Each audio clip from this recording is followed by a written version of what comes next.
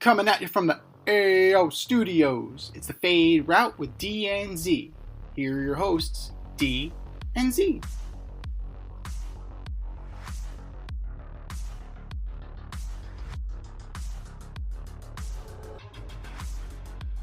Powered by Riverside FM. Coming at you live from the AO Studio. Ayo. It's the Fade Route with D and Z. I am D, and we've got a great show for you tonight. Or this morning. Good Haha, morning. another morning. Good show. morning. Best season ever continues for the Dallas Mavericks. We're on eclipses 50,000 in points. And Rob Manfred is at it again. But we'll begin today's show with football. The San Francisco 49ers traded Deebo Samuel to the Washington Commies for a 5th-round pick. Jane Daniels gets another weapon. And also, the Chicago Bears traded a 4th-round pick for Kansas City guard Joe Thuney. Chicago looking to protect their biggest asset. And late yesterday, we had the Raiders trade a 3rd-round pick to the Seattle Seahawks for quarterback Geno Smith. So, Z, as we enter into the new league season, which team got better? Plus, you have DK Metcalf seeking a trade. You have the Seahawks releasing Lockett. The Seahawks are tearing it down, man. Like, Burning it. They're just burning the ships, and that's it. Like, it's over, Johnny. And then, meanwhile, apparently the Browns are at an impasse with Myles Garrett about whether or not they're going to honor his trade request. Well, I heard he wants to meet with the GM or the owner, Yeah. and they won't even have the meeting. Jimmy hasn't said, go fuck yourself. Like, Get out there and play, bitch. nah. So, Who is this? who is So, as far as what we know and who got better, I don't necessarily know if the Commies were a Deebo away from competing with the Eagles. Well, they are competing, right? I mean, Yeah. they got to the NFC Championship game, They right? are, but I don't know if Deebo is the piece that would take them over the top last year. I'm not sure. And we don't know how they're going to use him, right? Right, is he going to be like the Swiss Army knife role? But they have Brian Robinson, they have Austin Eckler, so you figure he's not lining up at the backfield. Deebo's getting what Deebo wants, which is to line up on the outside. It makes the team better, but I still don't For a think 5th-round that you pick, I mean, get how could you over go that wrong? hump. Yeah, but for a 5th-round pick, you can't go wrong. I mean, holy shit, No, that's it's a a steal. Considering the fact that Jerry Jones traded a 4th-round right, you're laughing. You know exactly where I'm going. Jonathan Mingo got you a 5th. Woo! Right. We got our guy. Trey Lance got you know. It's Jerry. Hang him up. Just hang him up. But in terms of immediate impact and big impact, I like the Joe Thuney move. Like, you've already gone all in, right? You said Caleb's your guy. You built around him with weapons last year. The O-line was shit. And head coach was shit. Now you got rid of Eberflus. Now you're, trying to impact this team with Ben Johnson as the head coach. And he may be bringing 1 or 2 of those pieces from the Lions, right? You start putting together, like, I think Zeitler's a free agent. You have a few guys. If I'm not mistaken, they also made a trade with the Rams, and they got a center. Yes, Johnson. So you're remaking this line on the fly with quality guys, right? Thuney was an all-pro last year. Best guard in the league. Best guard in the league. Playing out of position. And even then, he didn't equate himself poorly. He just was better He's as not a a guard. left tackle. Yeah, He's not a left tackle. No, that's not his job. His job is to... It's not his strength. Right. He can do it. It's not ideal. Kind of like Mekhi Becton. The Eagles moved him in. He was much better. Right? Evan is what the He's Giants a very are big hoping. guard. Yeah. That's fair. Well, that's another guy that they could possibly target for that line if they want to get the run game going. You have Mekhi Becton on that line, too. Just blow Former people Jet. off the fucking... Former Jet? Blow people off the line. That would be the way to do it, because you want to copy the Eagles, right? It's a copycat league. How do the Eagles be that successful? They blow people off the line and they allow their skill position players like miles, not just yards, miles of empty grass. So of those two, I really like the Joe Thuney move. The Deebo is good, but they still have a ways to go. And let's talk about the Geno Smith one, because that was like, we're here on the Clout Route tour here, guys. I'm in Port St. Lucie with Gil from Fuck Clout, and we're just, I'm waiting for the airport. I'm waiting at the airport for the plane to take off, and I see this on my phone. I'm like, what? Geno to the Raiders? The fuck? What is this? I like it. I can't, I can't. I like it. Geno has demonstrated he's a good, professional, solid quarterback. The Raiders have Brock Bowers. They're investing in Max Crosby. They extended him. Like, I like what they're doing. Now, they need a better one than Jacoby Myers. Is that in the draft? Is that another trade with the Seahawks and you bring in DK Metcalf? Is that re-signing their buddy Devontae Adams? It's a new organization. It's a new administration. Cooper Kupp is out there. Yeah, you have options. You have options on the. I think D-Hop is a free agent if you want to go that route. Marquise Brown, Hollywood Brown. Yeah, you got options, man. So they could remake this thing on the fly and be competitive. Are they going to win that division? No. But they stand a better chance of not finishing in DFL. So there's that. And with this acquisition, it was only a third-round pick. So it didn't break the bank. You still have the number 7. Where do you go now? Do they go the Boise State running back? Do they go with a wideout? Are they still in the Shedeur Sanders sweepstakes? Because Geno's 33. Right? Do you keep Geno for a little bit and then turn the reins over to Shedeur Sanders? I don't know.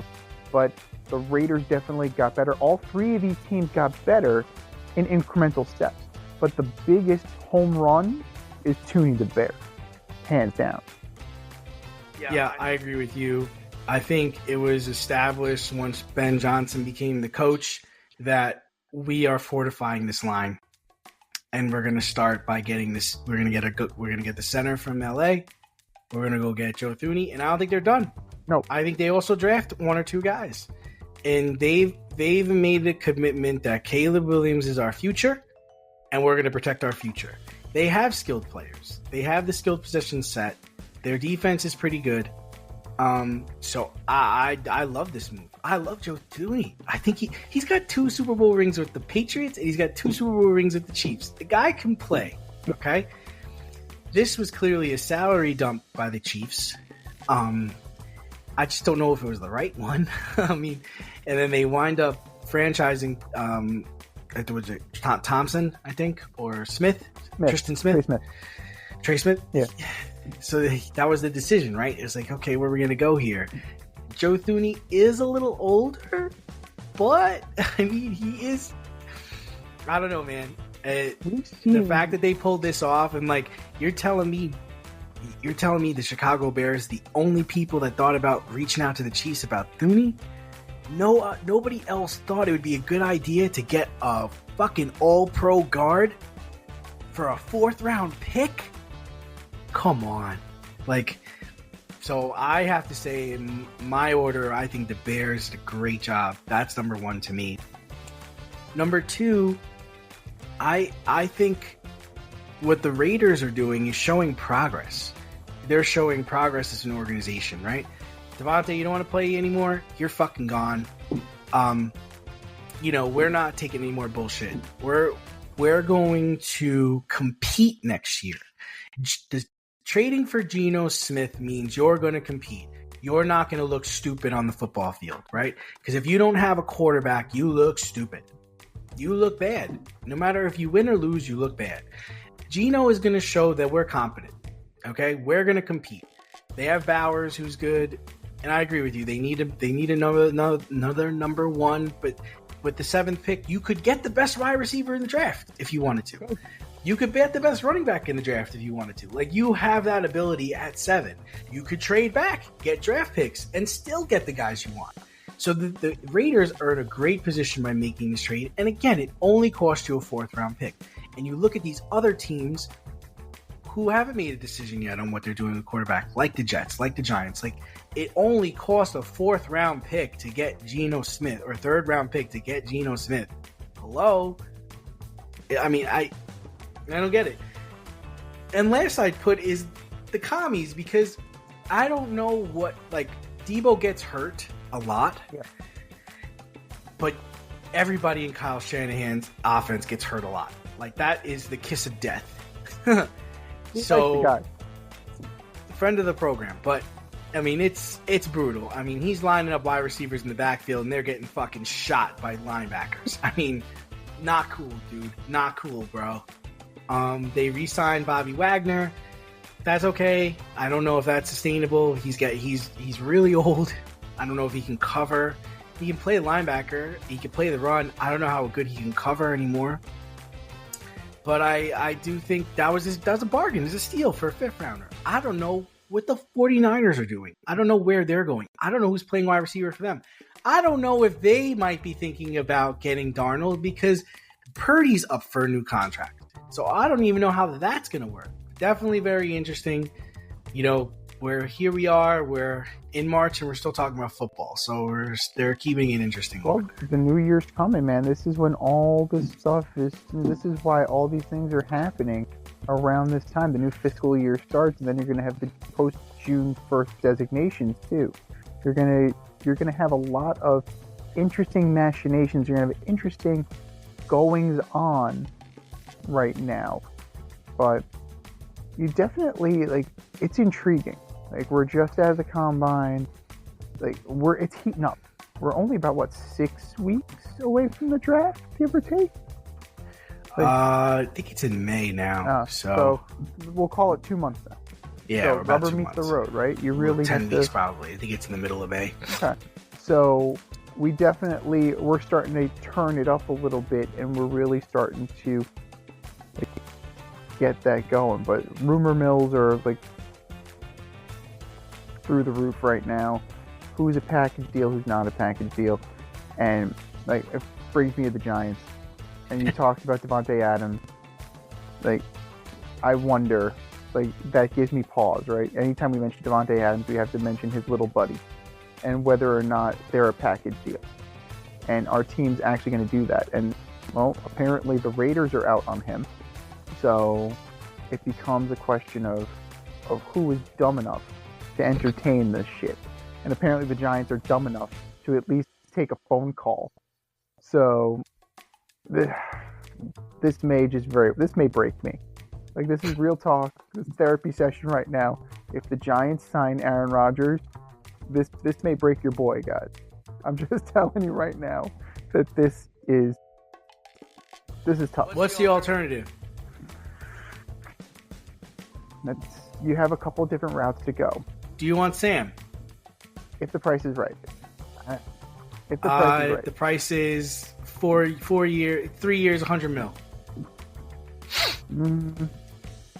That seems fair. It's not. It's not a stranglehold contract. I think that would be fine. I would be willing to entertain it. And then what? You trade back? Could either trade back, or I can find another receiver to complement Neighbors, because Slayton is a free agent, and I don't know if I necessarily want to go that route. Or I could trade back and field some offers to see what's going on. Absolutely. What's his face? Because what you're not going to take Jonty, because I think Tyrone Tracy's going to have a good career. I like him. I don't know if you're necessarily going to take him. They've been burned in the past by taking offensive linemen. Diggs is a free agent too. Diggs is a free agent. That's a different side of the Aaron Rodgers coin, right? Like, Aaron Rodgers is going to try and tank the front office. Stephon Diggs tanks the locker room. Could you imagine Diggs and Neighbors in the same locker room? I can. Now, you tell me Amari Cooper. Amari Cooper is another guy. Neighbors and Cooper could be interesting. Would the Giants go big game hunting for Coop? It's not. I can talk myself into that. I don't mind. Giants should trade for Zach Wilson. To throw the ball over this, then they're down mountain. Like, no, you're Zach Wilson or Aaron Rodgers. Who would you rather have? Ugh. God damn, we're revisiting the two bowls of shit theory. Zach Wilson, actually. I think I would take. There's a higher upside with Zach There's Wilson. upside there, right? There has to be. There's It can't be any worse. Right, there's got to be. Now, There's got to be. You got to play better than this, bro. right. I mean, MetLife has been a house of horrors for him, but you figure it's Brian Dable system. Like, you give him another shot, right? You have competent people coaching him. I'm surprised no one's talking about Justin Fields. I guess the tape is bad for him. And he started out so good with the Steelers. I'm so shocked. And this can't get done. I think that people think it's a wrap. I think they think he's going to the Jets because of his relationship with Garrett Wilson. I don't really? Know. Yeah. I'm thinking the other thing. I actually think I'm hearing that his career is a wrap. Like, nobody's really interested in him as a starter or even as competing for the fucking position. It's a shock to me. That's wild. He was 4-2 last year before they made the switch to Russ. I don't get it. I mean, how is he not getting a job? This dude was like a first-round pick a couple years ago. Man. Like, he was highly regarded out of Ohio State, 10th overall, I think. And I don't know. He played well. It's not like he's Zach Wilson bad, right? I mean, he's not Zach Wilson bad. He had flashes, but he came from a efficient. He doesn't program. turn the ball. He doesn't turn the ball over. He doesn't throw interceptions. No, he doesn't fumble. Which makes it even weirder. Why the hell did Mike Tomlin so quickly proclaim, even in training camp, Russ is our guy? And then Fields went 4-2, and they looked competent. Dare I say, the Steelers' offense looked good. Russ did look good last year in Pittsburgh. Yeah, Russ did look good, but then he had more strength. He had more command of the offense, I think. That's just stronger arm too. Stronger arm and just more command of the offense. But understood it and had a lot to prove, right? Yeah. He also had a lot to prove. And now the Steelers don't have either one of them. So right. They also have the chance to bring either one of them back. Right. Step outside of your safe area and make a statement without saying much with FCK Clout Lifestyle Apparel. Embrace the colorful chaos and stay emotionally regulated in their graphic tees, hoodies, snapbacks, accessories, and more. Go to fckclout.com today and check out current season and past season merchandise for men and women. Get it while you can. That's fckclout.com. Check them out today. fckclout.com.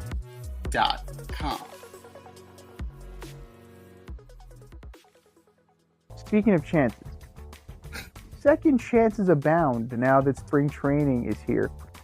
And with that comes some position changes. You have the guys who are barely hanging on, like a Tyler Naquin, who's trying to remake his career as a pitcher. And then you have other guys, big name guys, who are changing position relatively late in their career. For example, noted trash can banger Jose Altuve is moving to left field. Okay, so Joe Espada announced that he's their guy moving forward, mostly left field. And with the Dodgers, Mookie Betts is going to give shortstop another go this year. So, which player, in your estimation, will have more success this year? Well, I think we both could agree that Mookie's the better player, right? Yeah. Okay. Mookie's the better player. I think he's the more versatile player. And he seems determined to make this shortstop thing work. This was something that he brought to Dodgers brass, that he wanted to give it another shot. He feels like he can do it. So he really wants to prove that he can play shortstop. Now, the Astros thing is very confusing because it's later in Altuve's career, and he's only like 5'7", 5'8", and I don't understand moving that kind of player to left field. does this remind you of the Alfonso Soriano thing? But I felt like Alfonso Soriano played a terrible second base. Soriano was a butcher. And that's why they sent him to left field. They're like, dude, just catch the pop-ups, all right? They could have sent his ass in the left field stand. If I'm hitting a shot to left and there's a person on third tagging up, I'm not worried about Altuve throwing me out. No. That motherfucker ain't throwing me out. So, and it's not like they have a guy coming up. So I don't really understand why we're doing this. So yeah, very strange. It's confusing because you have Jeremy Pena at short. You brought in Isaac Paredes. Okay, no problem. Isaac Paredes plays third. He doesn't play second, he plays third. So I would understand. And first, I believe he does. But then you also brought in Christian Walker to play first. Oh, that guy. So you got a relatively remade infield. I don't understand why you're moving Altuve. It doesn't make any sense why you move Altuve there. Now, if you brought in Paredes and Bregman, if you re-sign Bregman, maybe, because then you slot Bregman at second, you put Altuve in the outfield, like that. This smacks to me that they thought that Alex Bregman was going to come back, and now this is kind of like a panic move. Interesting. But Mookie's going to have the most success because I'm not saying shortstop is an easy position because it's not. It's a consistent position. Every baseball diamond, every shortstop is the same. The positioning to first base is the same. The distance from shortstop to third is the same. It's all the same. What Jose Altuve has to learn at this point in his career is the nuances of left field, right? You have the Crawford boxes in Houston, Yankee Stadium left field. You're learning that at age, 30-something, mid-30s? You're now learning how to play left field in Yankee Stadium. Good fucking luck. Right? Fenway Park, you're learning how to take the bounces off the green monster. It's a nuanced position. Right? He's a heady player. Like, don't get me wrong. Jose Altuve is a heady player. He's a gutty player. He knows how to make adjustments, clearly. 5'7", maybe generous. But literally, you're too short. Get the fuck out of here. They went from that to MVP type player. So he can do it. It's going to be harder for him. It's absolutely going to be harder for him based on what's expected of him. Yeah, and the other thing is now you're also closer to the fans, right? He's never played there before. You're going to have chatter coming from the foul line, chatter coming from the outfield. Like, you're going to hear a lot of that, right? Yeah. And it's the worst is when the ball's hit directly at you. Right. How are you going to react? Right. Like, and then, a lot of times you'll see like taller players like Kyle Tucker and George Springer, when they're running and the ball's hit over their head, they're tall enough to get it before it goes really over their head, right? Right. This guy, not so much. So I don't know how long this is going to last. I don't know how much production they're expecting from him. And you also don't know how much this is going to wear on his psyche. Is he going to be thinking too much about what he has to do on the field and then not perform well at the plate, where really he's a menace? We just saw Soto misplay a ball last week, and he's been playing right field forever. Like, I've always enjoyed playing the infield as a baseball player. I never liked going into the outfield, and when I went into the outfield, I always wanted to play center field because I felt like I had a better depth perception when I was there, and I had help from both the right fielder and the left fielder if I needed it. Again, I know the center fielder is supposed to get everything in between those positions, but I always felt like if I couldn't get it, there's somebody else here to help me. But when you're playing left field or you're playing right field and the ball is fucking ripped down the line and curving away from you, that's a bitch to make that play. Not everybody can make that play. You have to negotiate, if I'm sliding, when do I start my slide so I don't break my ankle? So there's nuances, absolutely. Now, depending on the player, right? Some people can handle the out-in as opposed to the in-out. Like Craig Biggio turned from a great catcher to a good second baseman to a really good center fielder and then went back to second base. Like Craig Biggio was able to do that. Bryce Harper, right? He went from right to first. And he said he'd be willing to go back to right to accommodate like the signing of a top-level first baseman, either Vladdy or Pete. So it depends on the person. And I think that, Altuve will make it work. Left field is also tricky because you need to have an accurate arm. You need to have some semblance of arm strength. As a second baseman going to left field, I don't know what that looks like. I'm just not sure. Just don't know what that looks like. I'm just not sure, right? I'm not saying it's not possible. I'm just saying I'm not sure. Right. I need to see it. Right. And if Espada and the Astros are comfortable with this, then I guess that's the way to go. But, based on, Mookie Betts' arm strength, Mookie Betts' age, Mookie Betts' lateral movement ability, like his general athleticism, I think that'll get him over Jose Altuve. But, I'm not discounting Jose Altuve's heart. Like, you don't get this far. You don't get this far just on that. But, yeah, the Astros are in for some trouble. They definitely need some reinforcements here. Because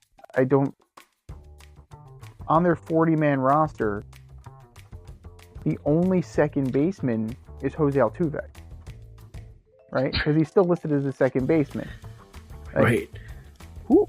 Where is this coming from? Who's playing that position? I don't know.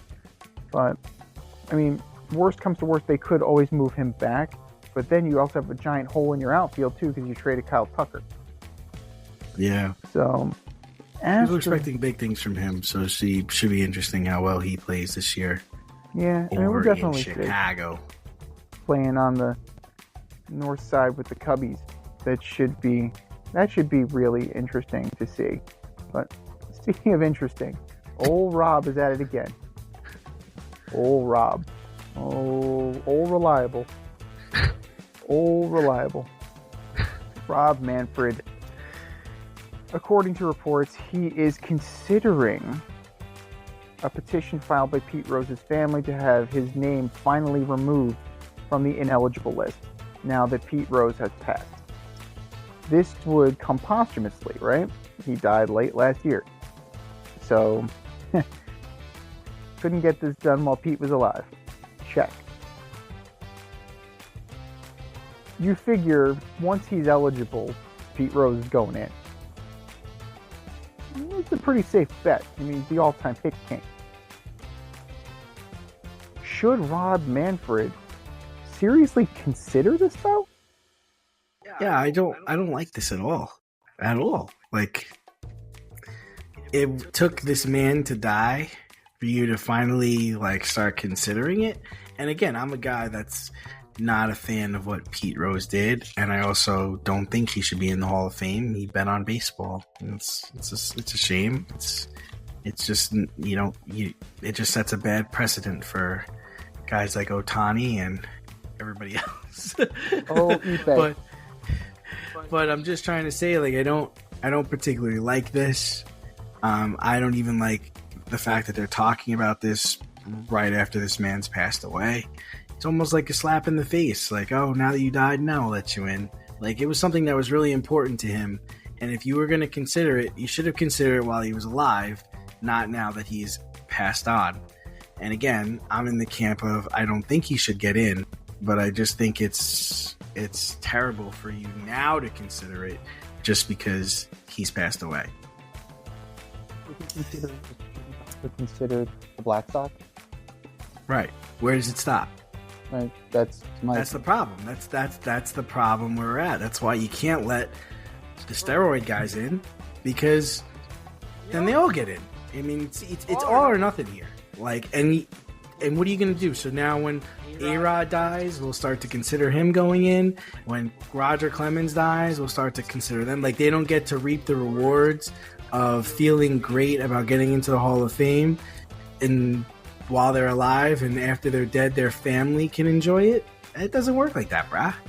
So, no, I think this is terrible. I think it's morbid. I don't think it even should have been brought up. I don't think he should even say he was thinking about it. Pass, next question. Like, it's not even worth your mentioning. The man passed away in September or October, or whenever it was, and leave it at that. And, you're on your way out soon anyway, so let the next commissioner, decide on that. But as of right now, I wouldn't say anything about it. One can only hope that Rob Manfred is on the way out. Dude, this is, we're talking about legacy, right? Pete Rose's legacy. Rob Manfred's legacy as commissioner. What stamp have you left on the game? Pete Rose has left a negative stamp on the game, despite being Charlie Hustle, despite being being the all-time hit king. He disgraced himself by betting on baseball. Mm-hmm. Yes, Major League Baseball is in bed with gambling now. Yep. They weren't then. Right. You can't apply current rules to past behavior. You just can't do that. And the other part I want to bring up is, from what I've heard, I don't know how true it is, from what I've heard, he was given chances to make good on it. They wanted him to come clean and admit to all the betting he did. They also wanted him to go down in the minor leagues and discuss, what he did and try to make other players deter them from making the same mistakes. And he refused to do that. So it's hard for me to really sympathize with a man that didn't seem sorry about what he did. No. He was sorry he got caught. Wait, I don't know if he cares. I don't even know if he cared about that, Z. I don't know if he cared about that. Like, I always talk about this. I've talked about it on this show. Andy Pettitte admitted he did steroids, and he said he did it because he was trying to get better from an injury to help his team. Bravo, Andy Pettitte. You have my respect, and I get it. I can't remember another player that took that stance. Even that wishy-washy Jason Giambi apology is better than what we got from Pete Rose. I apologize. I can't tell you what for, but I apologize. I fucked up. I'm not going to tell you how I fucked up. Not exactly how. I'm not going to tell you how I did it. But I did. Just know. But I did. Thank you. Just know that I did. And I'm sorry. Okay? So, Aaron Rodgers' buddy. Yeah. Just like Mr. Golden Thong, Jason Giambi. But... that left a weird kind of hangover, but it's better than what you got from Pete Rose. It's just like, fuck you. So what? Now, not only am I not going to be apologetic, I am going to troll and set up autograph signings outside in Cooperstown. Hall of Fame weekend. I'm going to go to Vegas and I'm going to have a really long table. I'm going to have a long line at my table. And he signs Hit King. He sure does. I told this story when I was in Vegas for my 21st with my brother.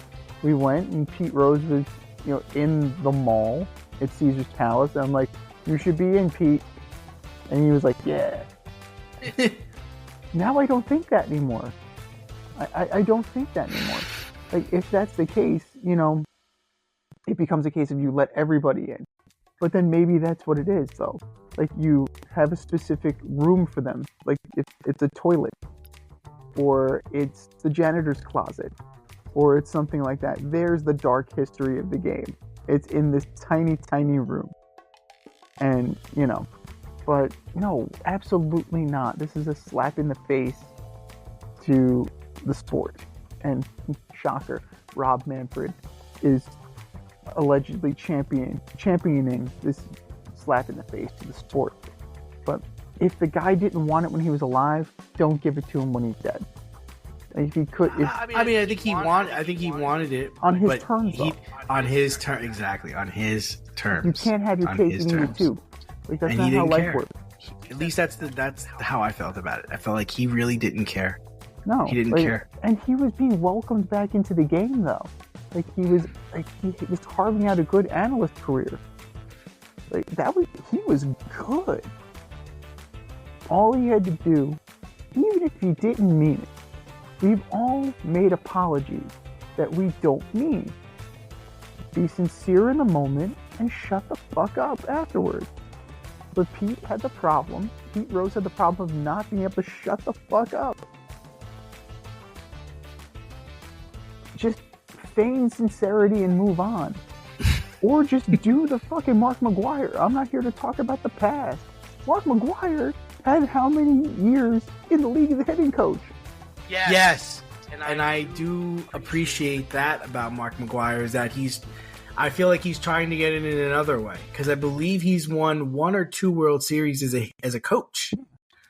Mark McGwire, so clearly, it wasn't disputed that he knew about hitting, which is why the same thing about Barry Bonds. You can't dispute what these guys know. And when Barry Bonds tried to coach the Marlins, I'm sure he found out the hard way. These guys ain't me. Because I heard this thing on Up in Smoke, or on All the Smoke. I love that show. Yeah. He thinks he can still hit a 100-mile-an-hour fastball. Barry Bonds is like, put it right here, I'll do it. I'm just changing what the ball is catching. Instead of the glove, it's going to be the bat. I like that. Fucking genius. Barry Bonds is the Greg Maddux of hitting. And it's a shame that he had to go down that route. Same thing with Pete Rose. These guys had something and brought something good to the game, and they couldn't help themselves. And they fucking ruined it. That's their choice, and because of that, they should not be rewarded for making a bad choice. But we're a very forgiving society lately. Avoid messy accidents. Get better stopping power with your brake pads. Callahan brake pads. You never know when you'll be driving in the road and there will be a truck tire that you need to avoid and save your family. Callahan Auto. We really care about what's under your hood. Speaking of forgiveness, I don't know if there will be any forgiveness anytime soon for Nico Harrison. Oh my god. This terrible season continues for the Dallas Mavericks. Kyrie Irving tore his ACL on the way to the basket, and oh my god. Driving in, he wrecked his ACL, did the Kobe, finished his free throws, and then hobbled off. So kudos to that. He's probably going to miss the end of this season for sure, and possibly most of next year. Mind you, this team also traded Luka Doncic, in case you forgot, for Anthony Davis, who, guess what? You'll never guess it. He's hurt. I can't believe it. Anthony Davis is hurt. He's out another month with a groin injury. They also lost Prosper. He's hurt. He's probably out for the season with a wrist. With a wrist. And ownership, in light of all this, they're raising ticket prices for next season. Have the Mavericks and Nico Harrison written the book on how to sink a franchise in 30 days. Alright, I am a Mavericks fan, and this really fell apart quickly. Oh my god. Holy. How did this happen? And I'm starting to be in that camp of this is all planned. An effort to devalue the franchise so they can move it to Vegas. I'm starting to get into that camp because I can't believe what's happened. I mean, you talk about a situation where you had a young star, 25, 26 years old, one of the best players in the league. You're like, okay, we're going to trade him away. All right, what are you getting for him?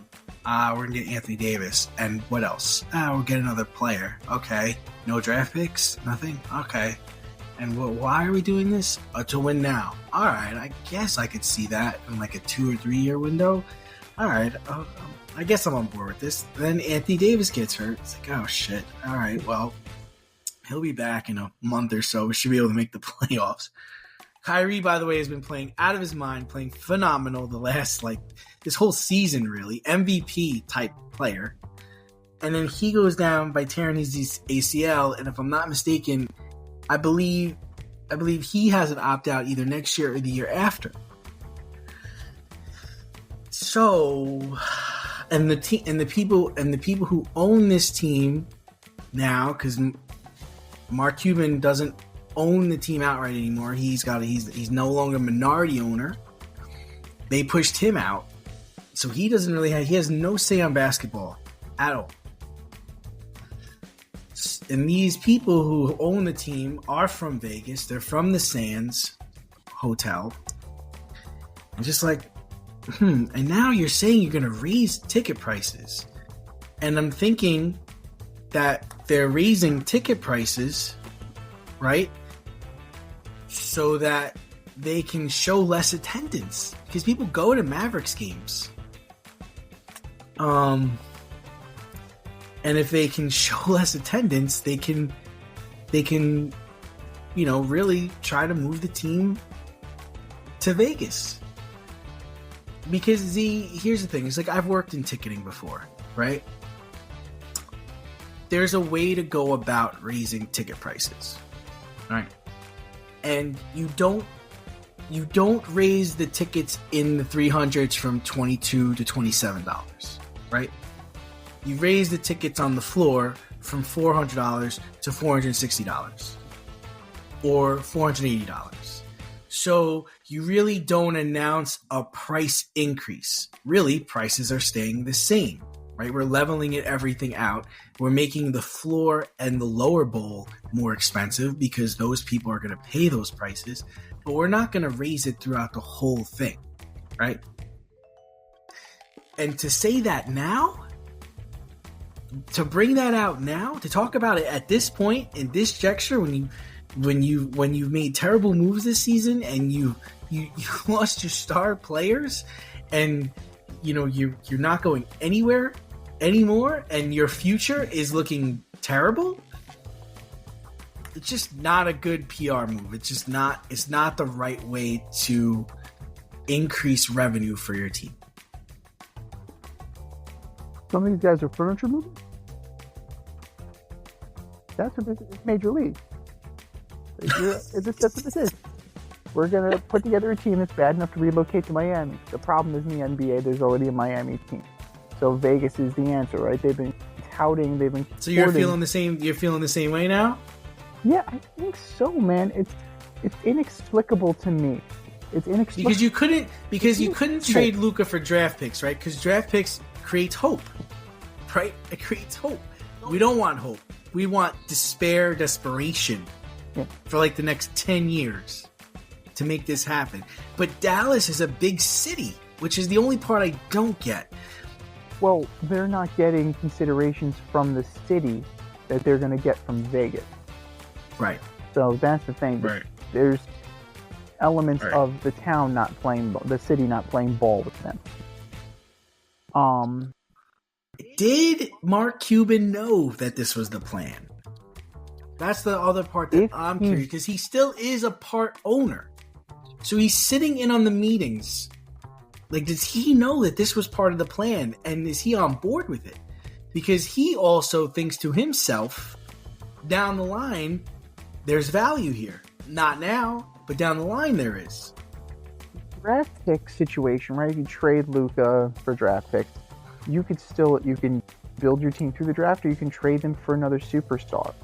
That's the avenue that you could go. But tearing this down, because that's what this was. It was an effective tear down.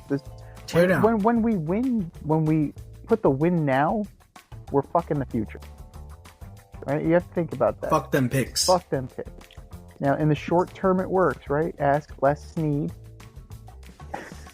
To a degree, ask Howie Roseman. That may catch up to him later. Ask Andrew Friedman in about 10 years for the Dodgers. You go all in now for whatever, and you have to be concerned about what the future holds. This situation You're absolutely right. If this was Mark Cuban would never have entertained any of this if he was still the majority owner of this team. Right? He was so ingrained in the community. He was ingrained with the fan base. Right? Are the Adelsons sitting with the fans? I don't think so. And if they are, I hope they're being pelted with tomatoes. Right? Nico Harrison sat with the fans in LA and he got serenaded with the "Thank you, Nico" chant.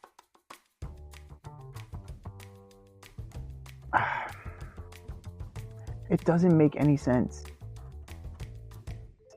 And to piss off your fan base by raising ticket prices, right? Really, what's the incentive for them to go?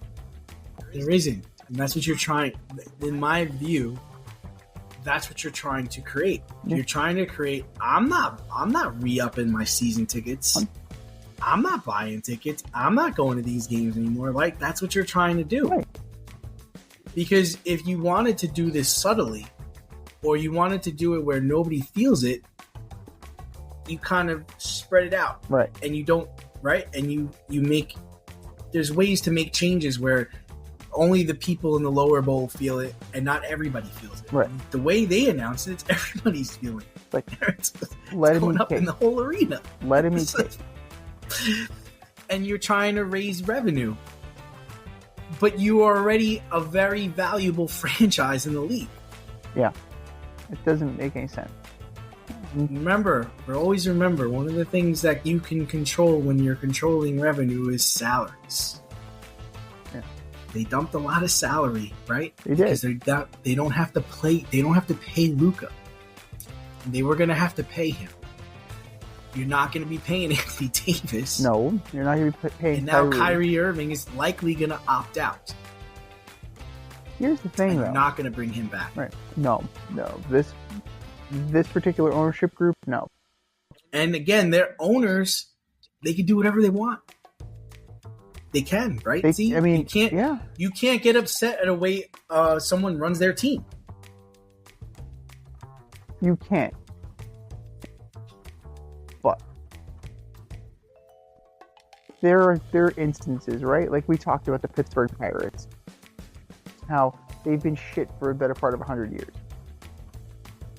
Yes, you can't tell teams how to run their franchise, but if it's a perennial, it's perennial dog shit, you can kind of help them out. Think about the Giants in the 70s. The perennial dog shit. It is. No offense to the city of Pittsburgh. Your baseball team is perennial dog shit. Sorry. But think about when the Giants in the late 70s and early 80s, the league intervened and sent them George Young. After the Bernie Madoff thing, the league intervened and sent Sandy Alderson to the Mets. Yes, I know there was an interview process, but Sandy Alderson was getting that job to fix the Mets. So there is an element of intervention that can take place if you can prove that they're trying to tank this franchise. Owners can do what they want, but I mean, you can't out and out, like, it just fucks with the integrity of the game. And I don't appreciate when the integrity of the game gets messed with. Now, say she gets what she wants. Say they get what they want, right? They get the out. They're going to go to Vegas. What are you going to do then? Are you going to try and buy players? Because yes, here's the problem with that. That's what they're going to do. They can try all they want, though. But this is a lasting kind of situation, right? Like, people remember these things. Teams, you remember this stuff. I think so. I don't know, Z. Remember, the Browns moved to Baltimore, right? And they went and drafted well, and they got good players, right? They did, but the city of Cleveland didn't forget about that, right? Nope. And they haven't come back yet. Yeah. So they still haven't rebounded from that, right, even though they got their team back in '99. So fan bases don't forget. teams, I don't think players but don't yeah, forget. but you're talking about a fan base. I don't think you give a shit about that. Yeah. Your question was can they buy players? I mean, they will buy players. They don't 100% necessarily- they're going to buy I players. don't know if they'll buy players either, because players will remember this too. They'll remember that that their Supermax player got shipped out before he could sign the contract. They remember that they'll bring in the aging bones of Anthony Davis. Like they're $500 million, he washes that away. Washes it away, man. It 100% washes it away. well, that's a bigger.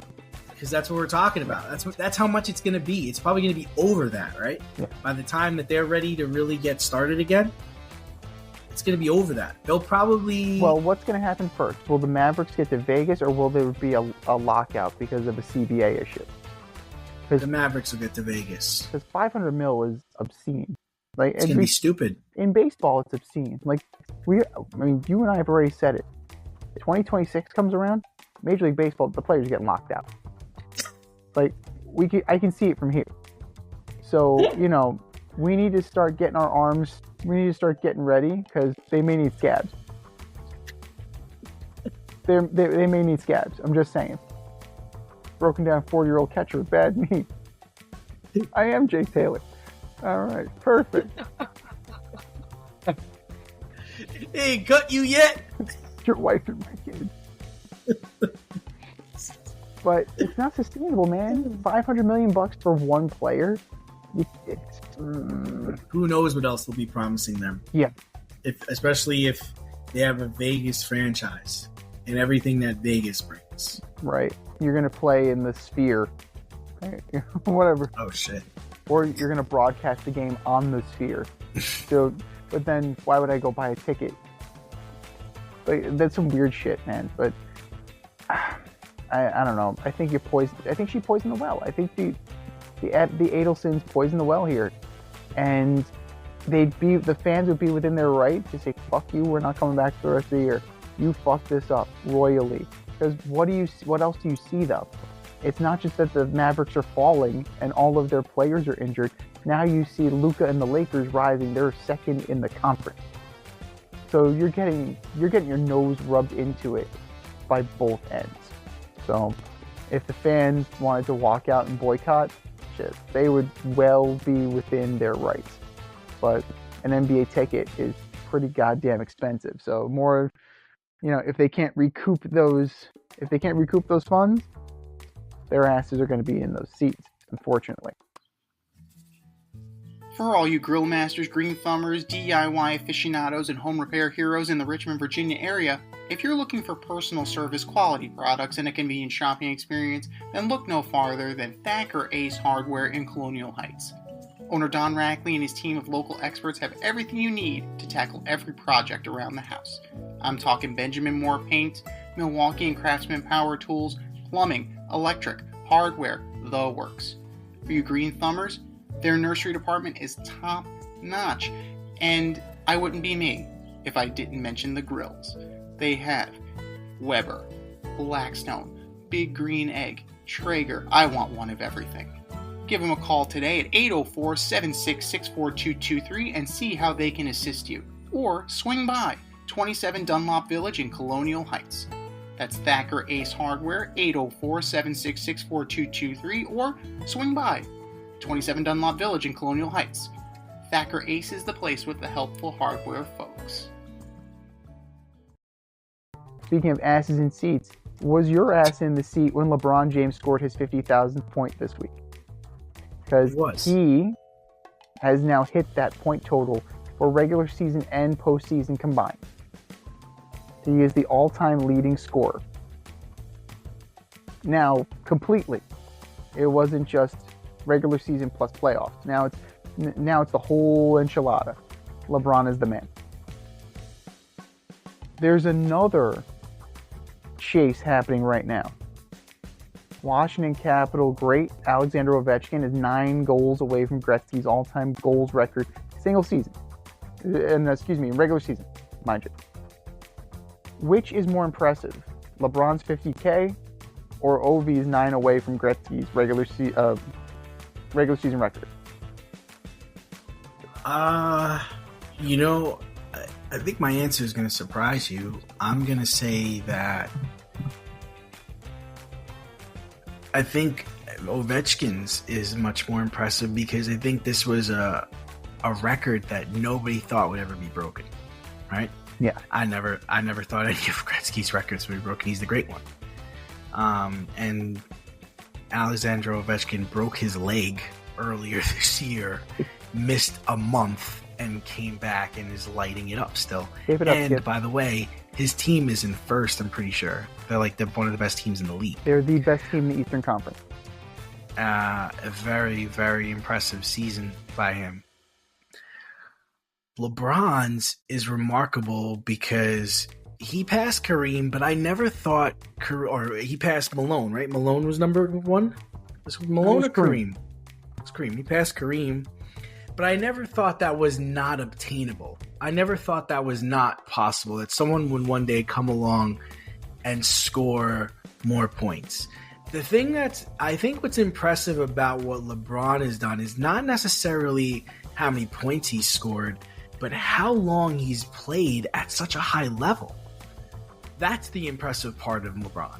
Not that he's got 50,000 points, but that he's been able to essentially play over 20 years at this high level where he doesn't get hurt, he doesn't miss games, he's still just as good now as he was 10 years ago. That is one of the most impressive things about LeBron. And somebody asked, do you think LeBron's record will be broken? And I'm going to say yes, only because of the way the game is played now, how many three-pointers are taken, and that's the only reason why I think someone will one day break LeBron's record. But we also forget that he didn't go to college. He went straight from high school to the league. That was 4 years, or 3 years or 2 years or a year, however you want to look at it, where he wasn't wasting time in college.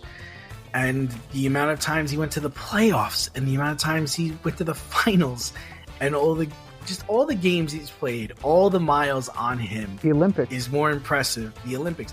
All the miles that are on him is more impressive than the 50,000 point mark. But 50,000 points is a number that's like, holy shit, like, wow, that's a lot of points. But for Ovechkin to break a record that I never thought would be broken is almost like DiMaggio's, hit streak. I don't think it'll ever be broken. I'd be shocked if somebody ever broke that. Cal Ripken's Iron Man streak. I'd be shocked if that ever got broken. Like, this is that kind of record that Alexander Ovechkin is about to break. For sure. Now, let's do an apples-to-apples comparison because one is regular season only and the other is the regular season and playoffs, right? So Gretzky still has the regular season and playoffs record. He has 1,016 goals. Ovechkin has 957. So unless Ovi in his year 39-40 season can somehow put up a 50 goal season, he's got to put up a 50. Yeah, this season's not over, but if he has to basically score 80 goals. Good luck between now and then. Put up 80 and not get hurt. Good luck. But in terms of apples to apples, like, Gretzky's still the man in that regard because he's the great one. He's the great one. He's the best. Great one. And the fact that they tried to, it's interesting because Crosby, right? He was the next one. But I gotta say, despite all of the team's success, right? Despite all of the Stanley Cups, despite all of the accolades, Team Canada, Ovi has outshined Sidney Crosby. I gotta say, his star shines brighter than Sidney Crosby. Very interesting. It's an interesting team. Yes, LeBron, from a longevity standpoint, is impressive. Like Sidney has more championships, though, right? Sidney, more yes, Stanley Cups? He does. But I'm assuming Ovi has more MVPs?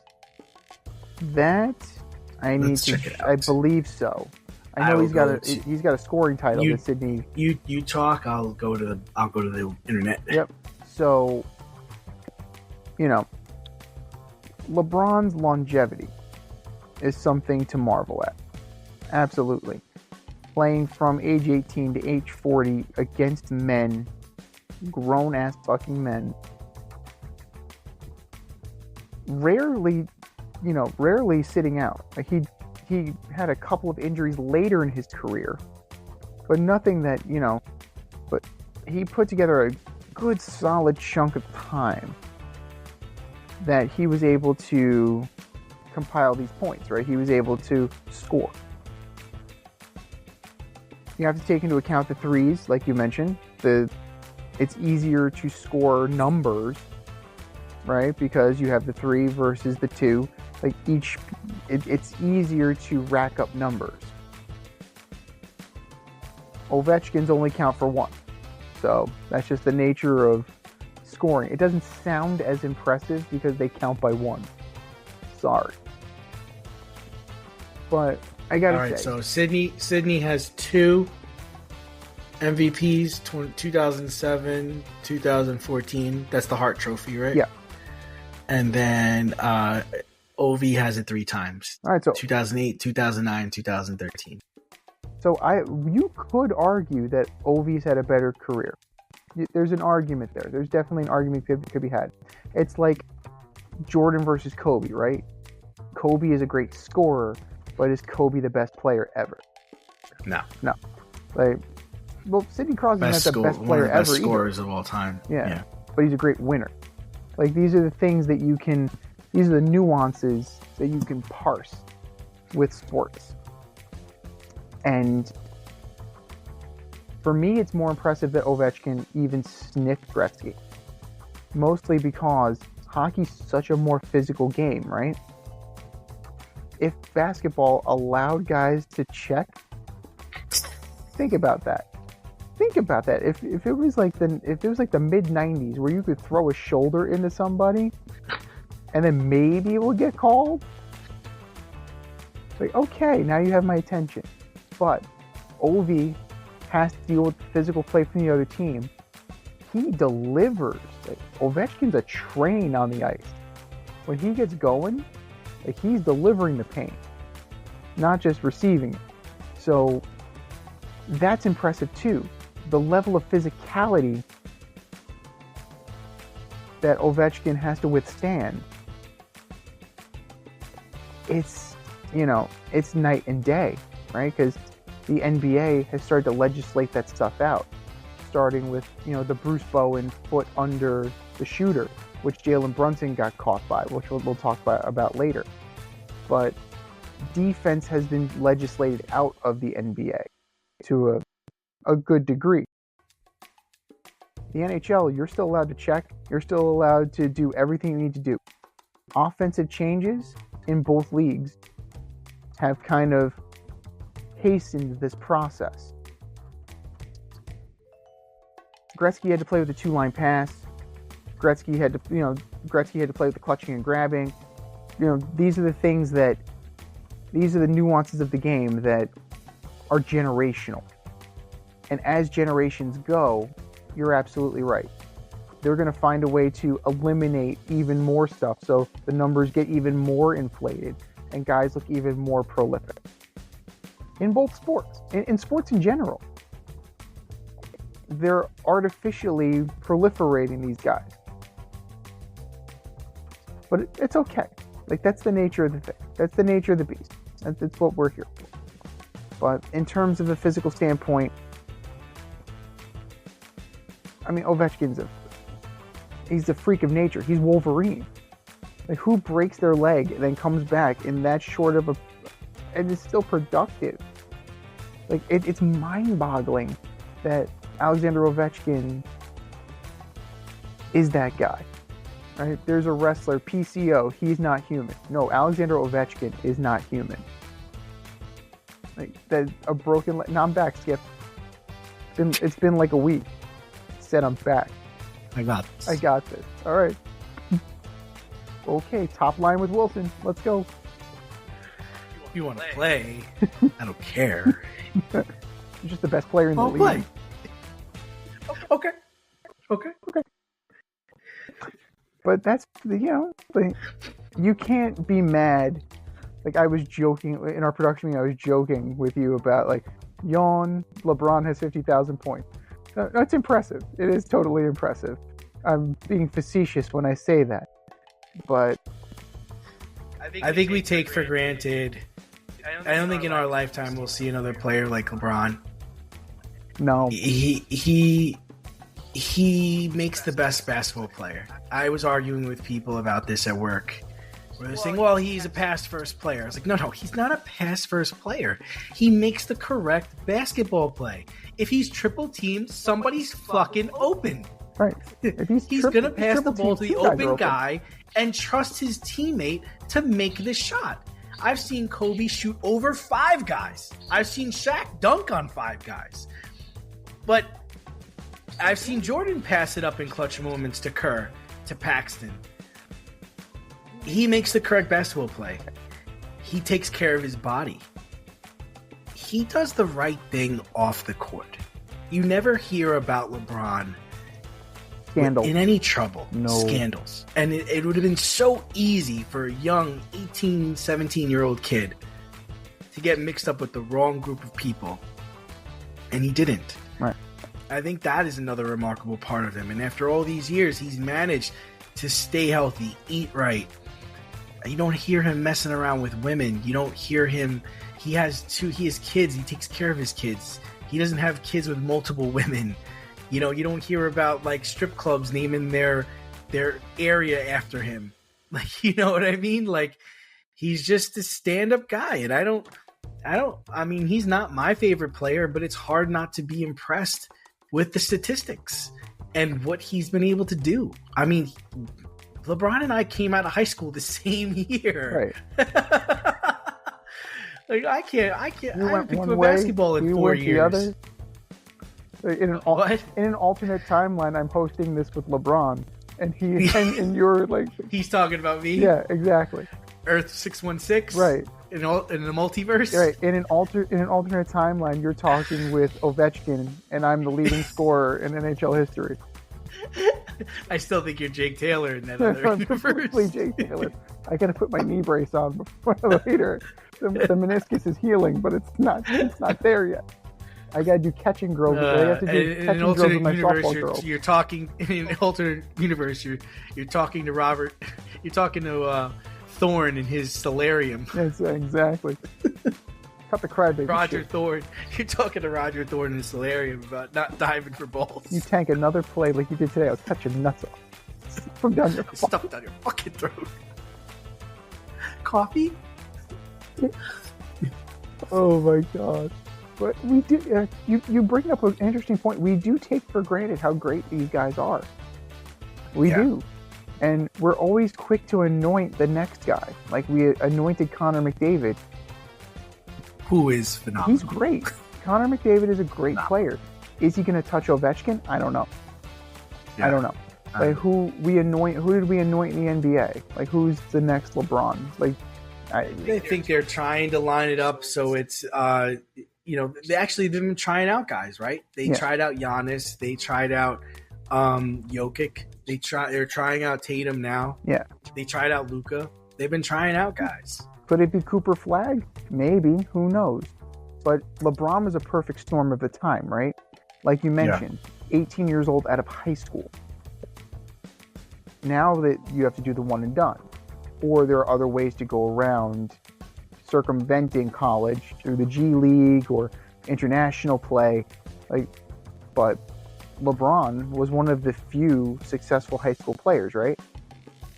LeBron, Kobe, KG, like that's your trinity right there of successful high school players who were ready. Oh, T-Mac, like we'll throw in T-Mac too. So, it was a different time. Again, recruiting rules are different too, right? Like you have the one and done situation, like I mentioned. Like you can't immediately, you're gonna lose those 3-4 years, 2 years, whatever it may be. So I think we just need to marvel in it, and I think we do need to revel in it. But I, for one, I'm kind of tired of looking backwards. And that's all sports is. I understand that old heads are defending their guy, the young guys defend their guy, and the even older people defend the guy that, that was their guy. I understand how that works. But I think we need to stop, and I really think we need to appreciate these guys in the moment in an unvarnished way. So turn off your TV, mute your TV, watch the game. Mute the sound. Don't listen to the pundits, don't listen to the commentary, just watch for yourself and appreciate the greatness in front of you. It's there. And it's easier to appreciate when you don't have people beating it over your head about how great people are or taking up for their guy. So enjoy it, because for both guys, whether a year from now, whether 2 years from now, they're not going to be around. So appreciate it while it's here, and then celebrate it once it's gone.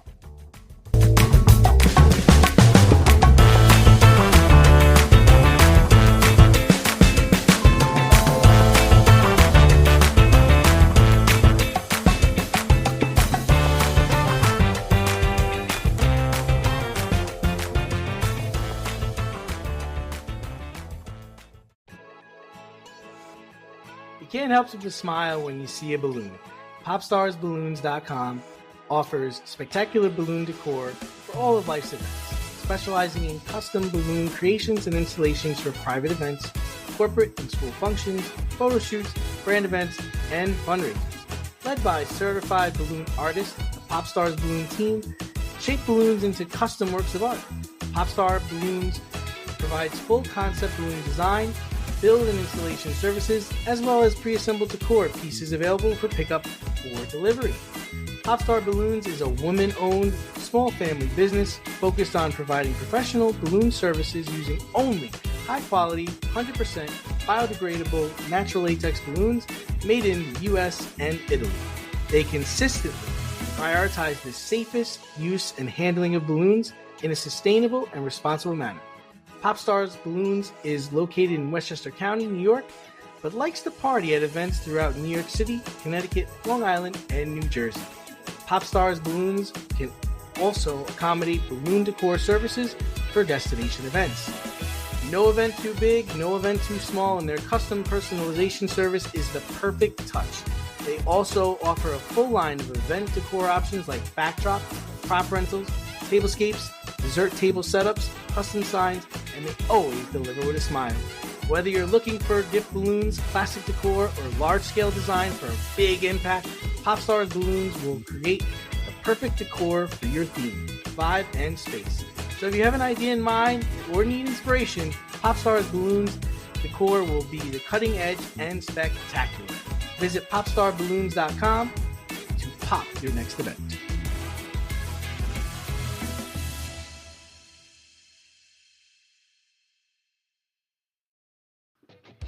Bullshit or no shit? We're going to debunk this week's most controversial topics right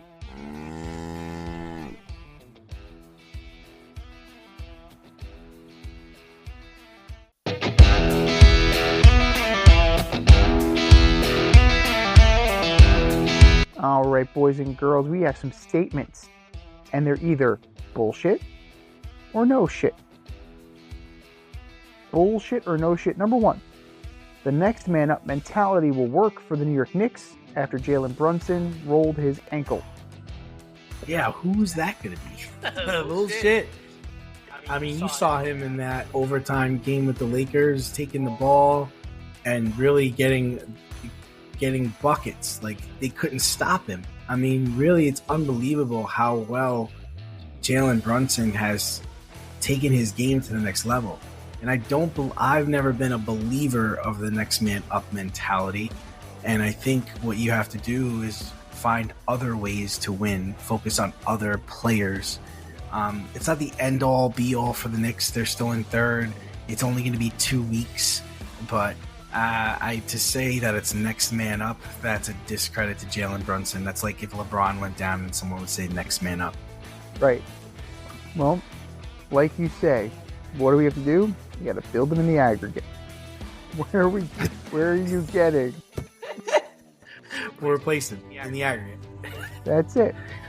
Like, where are you going to get the guy? Who's bringing up the ball, right? Turk McBride, Cameron Payne, or like, what is the situation here? Like, that changes things. Like, Jalen Brunson is the primary ball carrier for this team. Like, he sets the offense. As the point guard, you set the tone. So it's complete bullshit that it's next man up. It's not like they had like a Jason Terry on the bench. It's one thing if you have a veteran guy at the end of his career who has been there and done that. Like when Jason Kidd was on the Knicks, right? A guy like Jason Kidd would be great in this role. Come off the bench, he knows how to facilitate, he knows how to run an offense. No offense to Turk McBride. You ain't Jalen Brunson.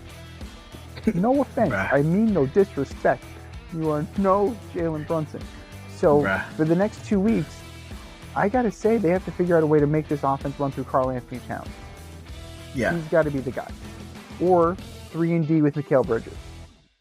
Like, just chuck and defend. But they're going to have to weather the storm. But at this point in time in history and at this point in the season, Jalen Brunson is irreplaceable. So manage the best you can, but no. They're going to, if by working we mean staying afloat, but if we mean working actually being successful, complete bullshit. Not going to happen. Rest up, Jalen. They're going to need you down the stretch. Bullshit or no shit. Number 2, the Phoenix Suns will not even make the play-in game.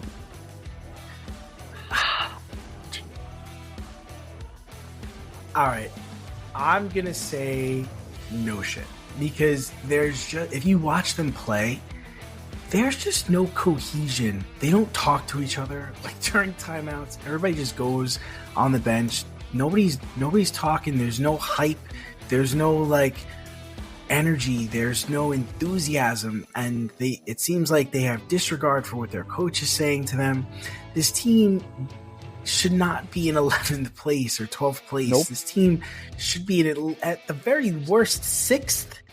The Mavericks being terrible might help them move up a couple of slots, but I don't think they're going to make the playoffs. And maybe if the Mavericks don't want to tank their season, maybe next year Kevin Durant's the guy they go and get.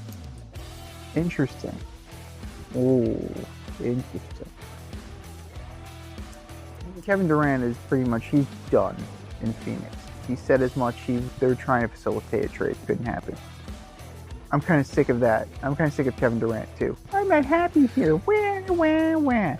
He says. Well, he just chases experiences, Z. Yeah, well, that's what he does. But we chastise Jimmy Butler, right? We'll chastise Jimmy Butler for wanting out of a situation. But Kevin Durant, he's just chasing experiences. So let's cover, not us, but media in general, let's cover Jimmy Butler and Kevin Durant the same way, as petulant children. Can we frame that, please, that they're both being petulant children? Let's do that. I gotta say bullshit. I think they're gonna make it. And look at you, a little believer. Well, you're a little believer. I'm not believing in them. I'm believing in the fact that the Mavericks suck. like this is absolutely terrible. And I don't think Anthony Davis coming back is going to help them. The Mavericks are 32-32 right now. You lost Kyrie, you traded Luka, you lost Anthony Davis. Pardon me if I don't believe in the rest of the team to keep this thing afloat. This is where, right, you have Devin Booker, you have Kevin Durant, you have Bradley Beal. You have veterans that you can lean on who can take you down the stretch. And you're 100% right. It's all drama. It's all bullshit. And the more they talk about it not being drama, just reinforces the fact that the drama's there. Because Kevin Durant takes it to task. you see our locker room for 5 minutes and then you call it toxic. Dude, if they can diagnose it in 5 minutes, that's a problem. If it's that bad that you can see it in just being around you guys for 5 minutes, that's an issue. Can they subjugate their ego? And it's NBA, so it's a professional athlete. Chances are probably not. But can one of them take the reins and say, "Get on my back, boys, let's go"? Kevin Durant would be that guy. But he's also getting into like shoving matches with Budenholzer. So that's a problem. So it's a total mess. But I think the Maverick mess is worse of a mess than the Phoenix Suns right now. So I am going to go bullshit. Bullshit or no shit number 3. There is a market for Joey Bosa. Bullshit. Bullshit. The guy even said he's done. The guy's only been playing for 10 years. And he's already admitted he doesn't have much left in this tank. He's not. His brother's better than him. He wants stupid money. I just don't foresee a situation where teams are cutting players like Tyler Lockett and, Allen from the commies, and they're going to want to spend money on Joey Bosa, who can't stay healthy. And it's unbelievable. Can you believe he's been in the league for 10 years? Can you believe that? I can remember when they drafted him. I cannot believe he's been in the league for 10 years. Nuts. That goes to show you the impact that he's made in Los Angeles. Right. The numbers aren't there. It's not like they were winning with him. It's like, who? And in this current stance, right? In this current situation, it's absolutely no shit. Right? Because, they can, like I said to you in our production meeting, he plays and he projects as a complementary pass rusher. There is a market for that. There's not a market for the guy who overvalues himself. So, in that regard, what Joey Bosa thinks he is bullshit. There's no market for Joey Bosa who he thinks he is. For what he actually is, if he was willing to swallow his pride and say, hey, I can't do what I once did, but I can still be productive in the league. If you can do that, if you can make the transition in your mind and become a team player rather than the superstar, if you can be a cog in the wheel, there's absolutely a market for a guy who gets after the quarterback. There are guys that are better out there, but he absolutely could end up with another job. Not at the money, not at the terms he wants. What he's asking for, you invoke the name Reggie White. Yeah, a guy like Reggie, he wants Reggie White money. He wants Bruce Smith money. He wants Lawrence Taylor money. Dude, you ain't even Lawrence Welk. Fuck out of here with that shit. Yes, that's a very old reference, kid. But it's absurd. The level of disconnect between who he thinks he is and who he actually is. And it makes me wonder if this will fuel the union of the Bosa brothers. At first blush, I was like, and it's possible. I don't know. I really don't know if Joey Bosa is going to be able to live in the shadow of his baby brother. I just don't know. So, at the current rate, yeah, bullshit. I'm going to have to call bullshit. Not. What's the market for a broken down pitcher who can't get anybody out? No. What's the going rate of a guy who can't stay on the field, and when he's on the field, he's not as productive as he used to be? The numbers and the tape doesn't lie. Sorry, Joey.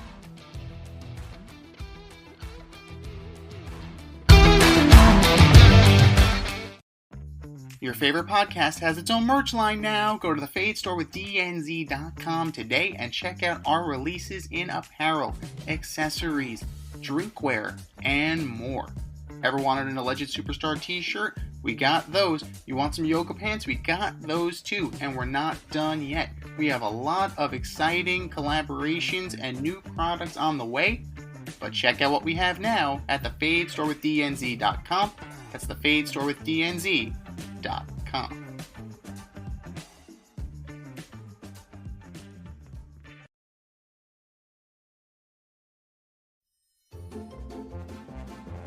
Who's the best of the worst this week in sports? The Fade Store presents the Alleged Superstar of the Week Award.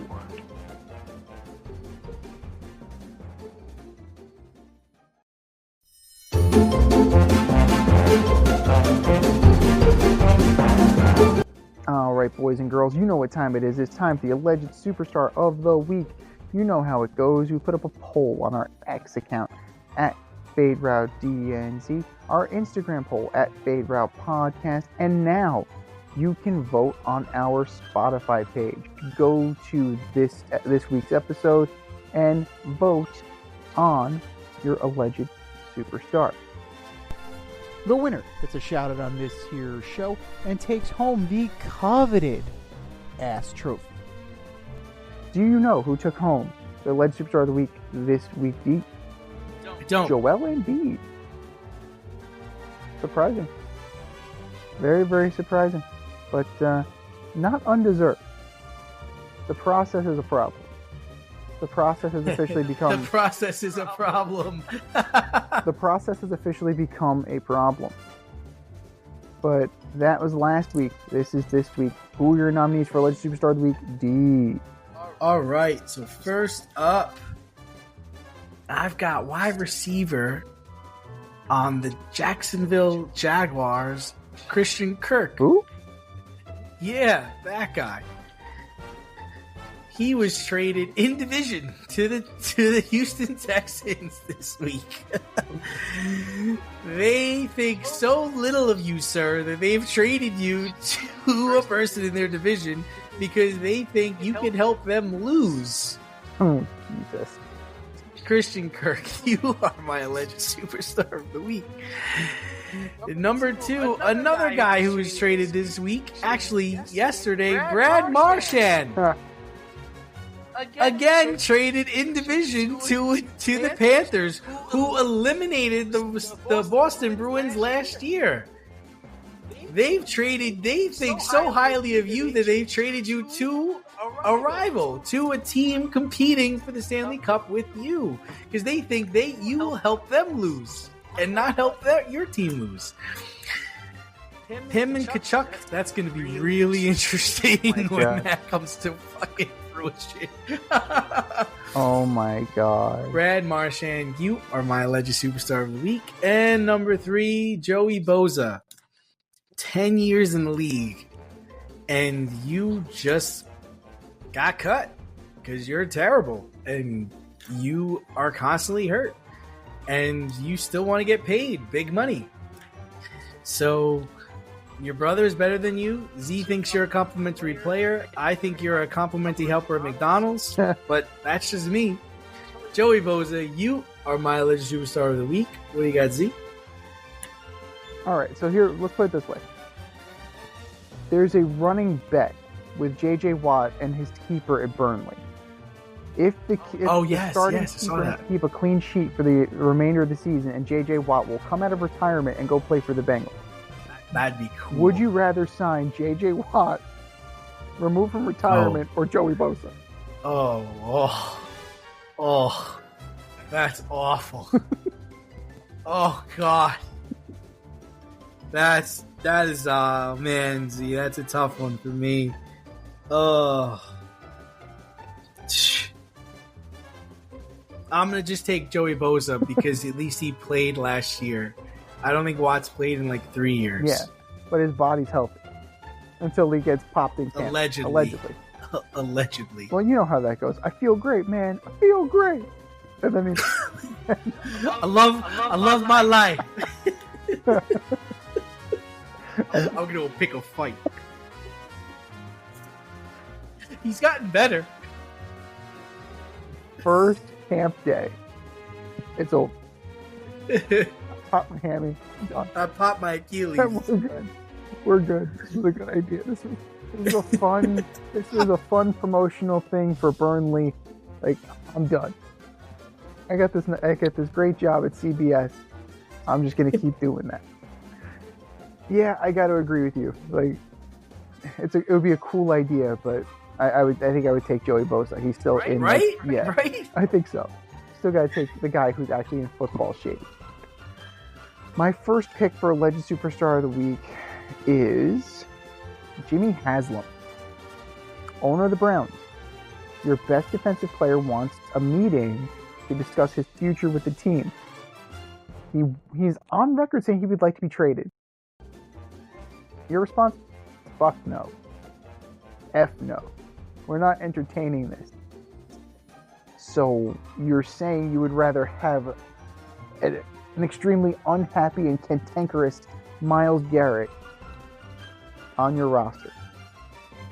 I don't think that's a smart play. Take the meeting, discuss what he wants, and who knows? You may be able to come up with some kind of compromise and actually keep him. Just throwing that out there. Like, God forbid we get into a room and try and talk out our differences. Jimmy Haslam, you are my alleged superstar of the week. Number 2, Dallas Mavericks. You lost Kyrie Irving, but that's not why you're on this list. Your owner, in their infinite wisdom, your ownership group decide they're going to raise ticket prices. You traded the franchise player, and then the guy you got back for your franchise player gets hurt. And now the other guy that you paired with the franchise player that you traded is now hurt. Yeah, now's not the time. You're sitting in 10th place. Now's not the time to... Yeah. No. What are you doing? Like, this is when you cut ticket prices. This is when you cut ticket prices. You don't raise ticket prices in this case. It's the absolute wrong thing to do. But in the past month, the Dallas Mavericks have done the wrong thing to possibly do every single time.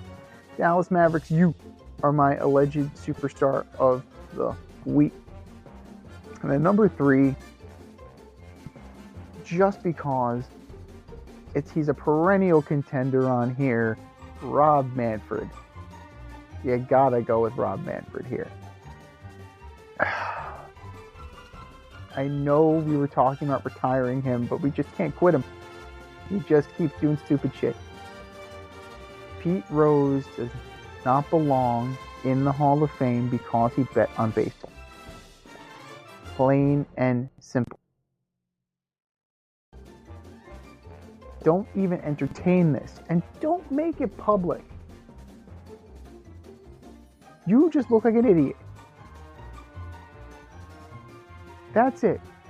Not all good press. Not all press is good press, Rob. More often than not, it makes you look like an idiot. Rob Manfred, you are my alleged superstar of the week. I think we said our piece. Go to our X account at FadeRouteDNZ. Go to our Instagram poll at FadeRoutePodcast. Vote on our Spotify page. And vote, and vote, and vote. And for our nominee. You're better than that. Just do better. Just do better. This has been the Fade Route with DNZ. Thanks for tuning in tonight. Catch our podcast on Wednesday nights on Spotify, iTunes, iHeartRadio, or wherever you listen to your podcast. So until next time, stay fade, everyone. Time for us to run the go route. We'll talk to you next week.